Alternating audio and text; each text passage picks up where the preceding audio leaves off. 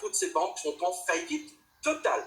Elles ne tiennent que parce que Bruxelles et Francfort, et bien entendu Bercy, voulaient continuer à leur faire. Mais quelles sont les conséquences pour la population Alors, je vous donne alors, très simple.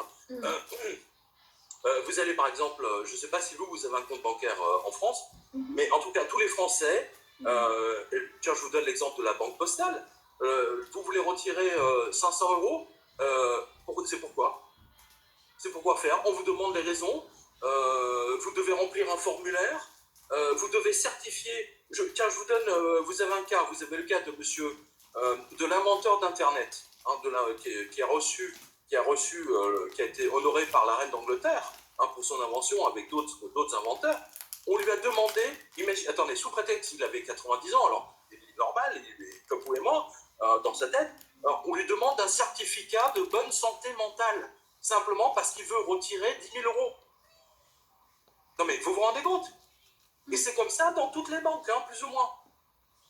Et quand vous n'avez pas 90 ans, mais 40 ou 30, on va vous dire ah oui, mais c'est à cause du terrorisme, on vous interdit de prendre de l'argent. Ça n'a pas de blague. Non mais vous vous rendez compte de ça? Et ça, c'est tous les jours, ça se passe. En France, c'est comme ça depuis maintenant 7 ans. Voilà. Depuis 7 ans, c'est comme ça. Et chaque année, les seuils baissent de plus en plus. J'ai plein de cas, des captures écran. Allez sur quotidien.com, à droite, vous avez même, pour tout retrait de 1 500 €, veuillez nous prévenir 3 jours avant. Attendez, vous allez chez le boucher, vous lui demandez 1 kilo de steak haché, imaginez le mec qui vous dise on a besoin de 3 jours. Ça n'a pas de sens, c'est une banque, ils sont censés avoir de l'argent. Mais non, justement, ils sont en faillite. Et pour cacher leur faillite, ils empêchent les gens, du moins ils retardent. Mais l'incendie, si vous voulez, vous pouvez le retarder, mais quand il y a un incendie aussi gigantesque, vous ne pouvez pas l'arrêter. Et c'est ce qui se passe en ce moment.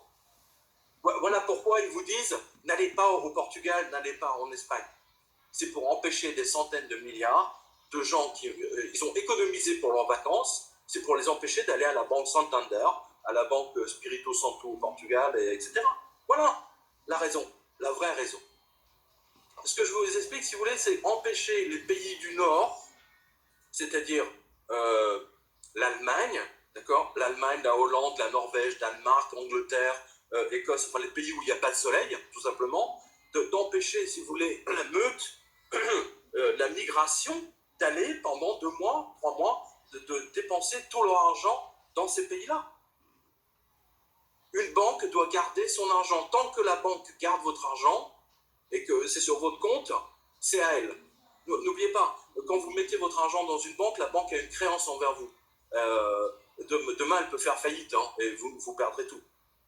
Mais par exemple, le gouvernement français, par exemple, les gens, ils veulent que les gens restent en France dans ce cas-là, fait des vacances en France. Ils veulent que ça reste en France, voilà. Ils veulent que les gens dépensent leur argent en France. C'est comme ça, par exemple, ça va aller de la BNP au Crédit Agricole au CIC.